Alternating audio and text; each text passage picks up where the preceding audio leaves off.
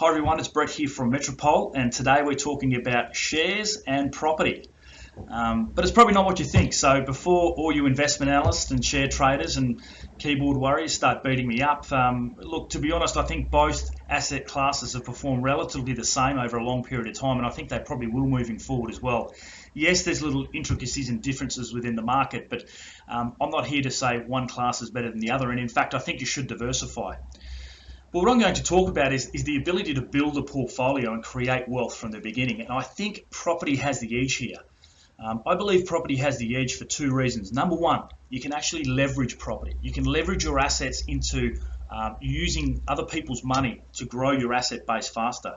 So, for instance, if you've got $100,000, you could leverage probably anywhere into 500,000 to a million into property.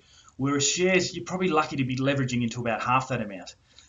You're probably more around the 50% mark, whereas property, as I said, a 10 or 20% deposit is going to get you more. So even if shares do perform, a couple of percentage points better over the longer term, because you've been able to leverage your asset base and leverage your money into a much bigger portion over a considerable time frame, it's going to compound and create much, much more wealth and get you into better investment grade assets. The second thing I believe that gives property the edge is the ability to add value. Unfortunately, it's very difficult to add value to your share portfolio, but it's quite simple to do so in property. You could undertake a simple cosmetic renovation. You could do something more structural.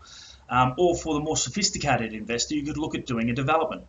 And that's going to add a considerable amount to your asset base. It's going to increase your cash flow, and that compounding is going to have a much greater effect than it would in your share portfolio.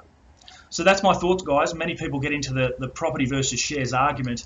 At the end of the day, they've performed the same. They're probably going to perform the same moving forward. But I think to build an asset base, you're going to have a few tricks up your sleeve, and I think property is the way to go. Thanks again.